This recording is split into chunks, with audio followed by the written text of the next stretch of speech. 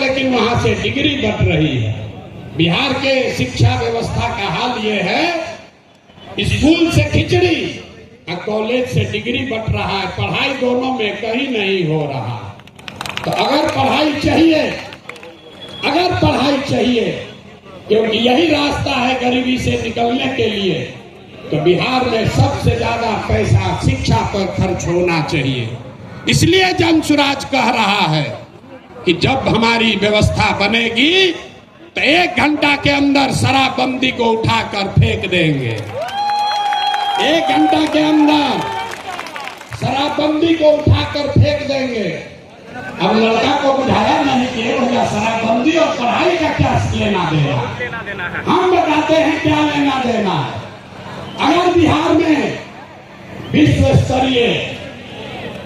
देश का सबसे अच्छा शिक्षा व्यवस्था बनाना है तो 5 लाख करोड़ रुपया चाहिए। 5 लाख करोड़ रुपया चाहिए अगले 10 वर्ष में, तो देश का सबसे अच्छा शिक्षा व्यवस्था बिहार में बना दिया जाएगा।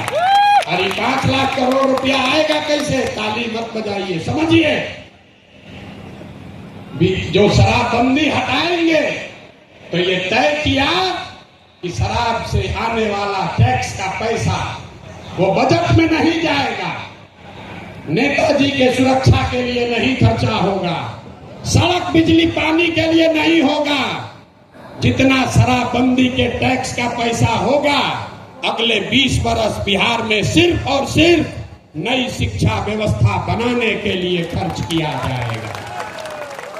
अब समझ में आया काहे हटाना चाहते हैं? हर बरिस 20,000 करोड़ रुपया शराबबंदी के चलते नुकसान हो रहा है, तो 20 बरस के पैसे को, शराब के टैक्स को अगर आप नई शिक्षा के व्यवस्था के लिए खर्चा करें तो 4 लाख 5 लाख करोड़ रुपया बिहार के बच्चों के मुस्तकबिल को बदलने के लिए उपलब्ध हो जाएगा। तब आपकी सभा में पूछ रहे हैं, बताइए ये योजना लागू होना चाहिए कि नहीं लागू होना चाहिए? ना, जोर से बोलिए। शराबबंदी हटाकर उस पैसे से नई शिक्षा व्यवस्था बनाना चाहिए कि नहीं बनाना चाहिए? ना बोले, हाथ ना उठ रहा है, हाथ उठाकर बोलिए जोर से ना। जिससे तो हम ये नहीं कह रहे हैं कि शिक्षा व्यवस्था बनाएंगे, उसका इस सदन ने इसको अप्रूव कर दिया ना, शराबबंदी जाएगा, नई शिक्षा व्यवस्था आएगी। दूसरा रास्ता ये 15 बरस से ये शिक्षा व्यवस्था से क्या होगा? 0 से 15 साल से कम उम्र के आपके जितने बच्चे हैं वो इतना बढ़िया पढ़ लेगा कि उसको बिहार की व्यवस्था पर वो बोझ नहीं बनेगा। हम लोग सरकारी विद्यालय में पढ़े हैं, लेकिन हमको नाली गली नहीं चाहिए, हमको अनाज सरकार से मुफ्त में नहीं चाहिए, क्योंकि हम अपने पैर पर काबिल हो गए। तो पहला लक्ष्य है कि 15 साल से कम उम्र के बच्चों के लिए इतनी अच्छी शिक्षा व्यवस्था बना दी जाए कि आने वाली पीढ़ी में कोई बच्चा बिहार की व्यवस्था पर बोझ न बने। लेकिन जो 15 साल से ज्यादा हो गया, अब तो कैसे पढ़ेगा? वापस नहीं पढ़ सकता। तो उसके लिए जन सुराज का दूसरा सूत्र है, 15 साल से 50 साल के उम्र तक के लोगों को जो फिर से वापस जाकर पढ़ाई नहीं कर सकता है, उसके लिए जन सुराज का मंत्र है, हर हाथ में उसको सरकारी नौकरी मिले या न मिले। हम कह रहे हैं कि साल भर में पलायन रोक देंगे, लोग कह रहा है कैसे रोक देगा? अभी इसी सभा में बताते हैं कैसे रोक देंगे। जन सुराज का मंत्र है, सर से हम मन से कह रहे हैं, हमको विशेष राज्य का दर्जा नहीं चाहिए, हम लोग भिखारी नहीं हैं।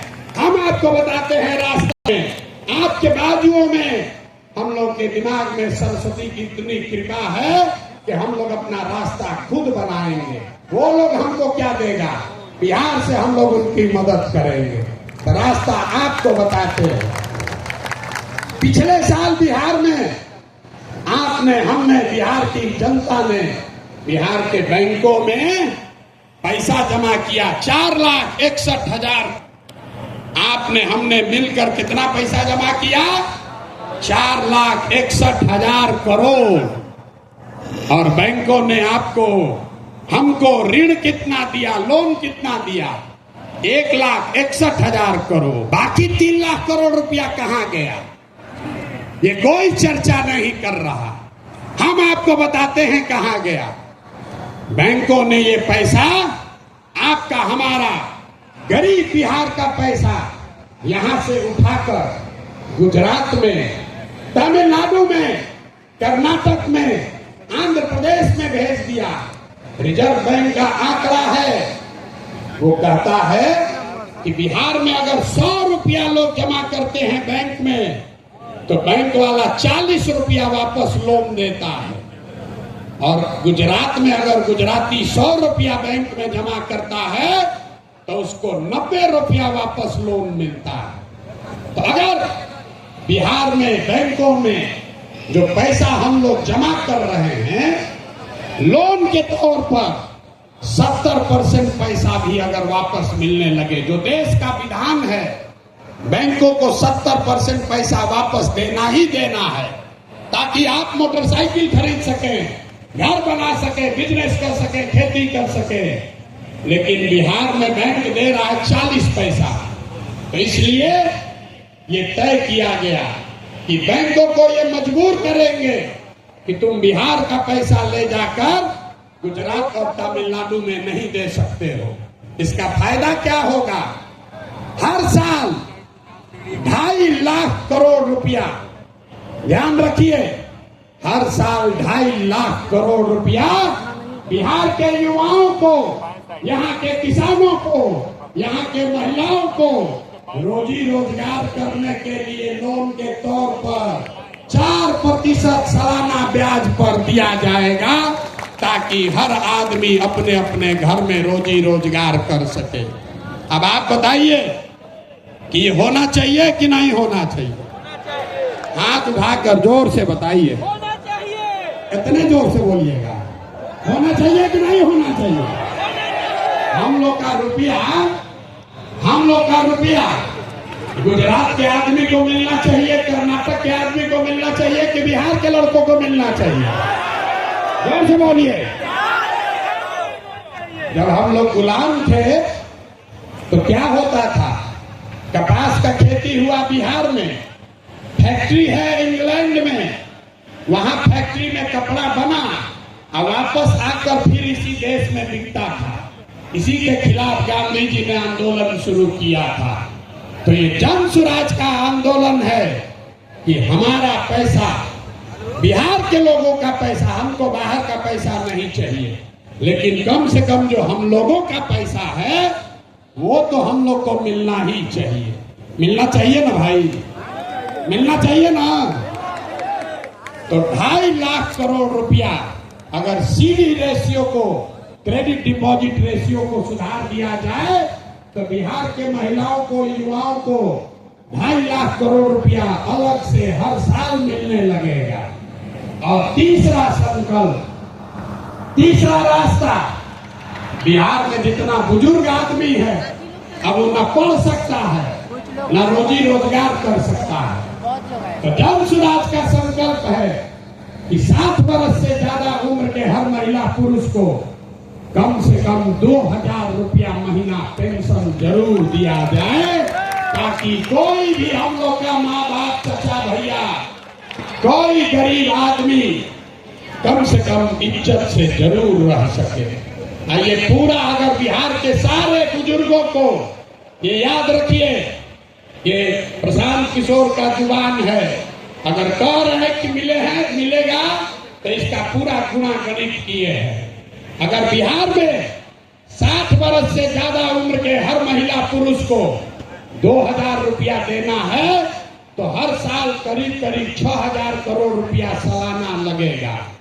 बिहार सरकार का बजट है 2.5 लाख करोड़ रुपया। तो 2.5 लाख करोड़ रुपया में से 6,000 करोड़ रुपया आपके, हमारे बुजुर्गों के लिए खर्चा होना चाहिए कि नहीं होना चाहिए? हाथ उठा के बताओ यार, मुंह से बताओ। होना चाहिए, होना चाहिए। तो ये तीनों स्कीम पास कर दिए ना, तीनों स्कीम पास कर रहे हैं ना, ये तीनों स्कीम पास हुआ ना, तो बच्चे का जीवन सुधरा पढ़ाई से, युवाओं का जीवन सुधरा पूंजी से, बूढ़ों का जिंदगी सुधरा 2000 रुपया पेंशन से, बच गए हमारी महिलाएं और किसान। यहाँ का किसान बहुत परेशान है। और नीतीश कुमार आजकल एक नया रोग छोड़ रहे हैं, सर्वे करा रहे हैं, घर घर में गोली चलवा देगा, भाई बहन चचा भतीजा बाबूजी भैया सब में मारा मारी करवा दिया है। कराया है कि नहीं कराया है? अपना खतियान निकालने के लिए लोगों को 2-4 हजार रुपया घूस देना पड़ रहा है। और एक सीओ DCLR यहाँ पर 1 महीना में जब से सर्वे शुरू हुआ है, हमको गांव-गांव में लोग बता रहे हैं 50 लाख से 1 करोड़ रुपया लोगों से वसूली हो गया। हुआ है कि नहीं हुआ है? जरा बताइए तो, हुआ है कि नहीं? हुआ है ना, हुआ है ना। तो हम लोग का ये डिमांड है, जन सुराज की ये सोच है कि सर्वे से यहाँ भूमि सुधार लागू होना चाहिए। जब सरकार को पते नहीं है कि भूमि का मालिक है कौन, रजिस्टर टू उसके पास अपना ही नहीं है। नीतीश के सरकार को ये पता ही नहीं है कि जमीन है किसका, और आपसे कह रहा है कि तुम बताओ कि तुम्हारा है कि तुम्हारे बहन का है। ये देखिए नीतीश कुमार को। तो इसलिए किसानों की बदहाली दूर करने के लिए जन सुराज का संकल्प है कि 5 बरस लगेगा, लेकिन यहाँ पर पूरी तरीके से भूमि सुधार लागू किया जाएगा, ताकि जमीन की प्रोडक्टिविटी को, ओनरशिप को ठीक किया जा सके। एक आंकड़ा याद रखिए, यहाँ समाजवाद की सरकार चली है, सामाजिक न्याय का बात हुआ है, लेकिन बिहार में 100 में 60 आदमी, 100 में 60 लोग भूमिहीन हैं, उनके पास जमीन नहीं है। पूरे देश में 100 में सिर्फ 38 आदमी के पास जमीन नहीं है, लेकिन बिहार में भूमि सुधार लागू नहीं होने की वजह से 100 में 60 आदमी भूमिहीन है।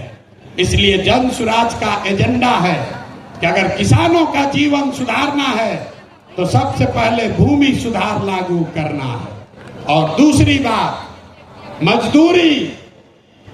खेती को, बिहार का जो खेती है वो खाने वाला खेती है, इसको कमाने वाला खेती अगर बनाना है तो लोगों को मदद देनी पड़ेगी।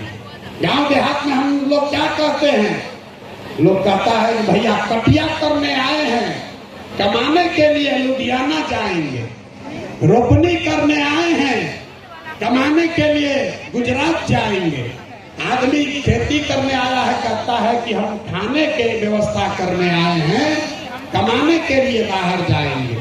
तो इस व्यवस्था को बदलने के लिए जन सुराज का मंत्र है कि खाने वाली खेती नहीं, कमाने वाला खेती होना चाहिए। और जितने लोग खाने वाला खेती, धान गेहूं को छोड़कर बढ़िया सब्जी मसाला का खेती में जाएंगे, उसके लिए मजदूरी मुफ्त कर दिया जाएगा। अब आदमी कहेगा ए भैया पैसा कैसे आएगा, तो जैसे पढ़ाई का आपको पैसा का रास्ता बताए, युवाओं को रोजगार का पैसा का रास्ता बताए, बुजुर्गों के पेंशन का पैसा का रास्ता बताया, तो वैसे ही आपको बता रहे हैं कि किसानों के लिए मजदूर मुफ्त कैसे मिलेगा। बिहार सरकार को हर साल अगर हम चाहें तो 10,000 करोड़ रुपया हम लोग को मनरेगा के तहत मिल सकता है।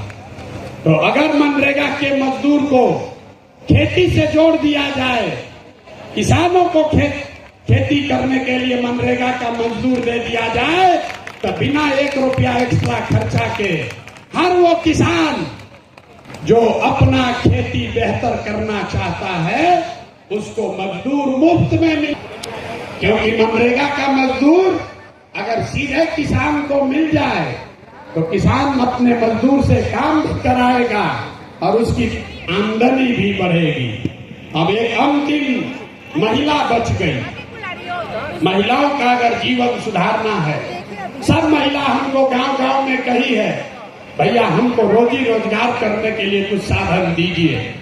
तो हम लोगों ने तय किया कि बैंकों को ये कहा जाएगा कि जो भी महिला लोन लेना चाहती है रोजी रोजगार के लिए, उसको 4% सालाना पर 4%। अभी जो जीविका वाला चल रहा है इसमें 2-2.5% महीना का लगता है। सालाना हर वो महिला जो कोई न कोई रोजी रोजगार करना चाहती है उसको सरकारी गारंटी पर लोन दिया जाएगा और बाकी का 6% सरकार देगी। होना चाहिए ना भाई? तो एक बार जरा हाथ उठाकर बताइए, पांचों एजेंडा पास कर रहे हैं आप? ये पांचों एजेंडा पास कर रहे हैं ना? इसको आगे बढ़ाया जाए ना? ये पांचों से भला होगा ना बिहार का?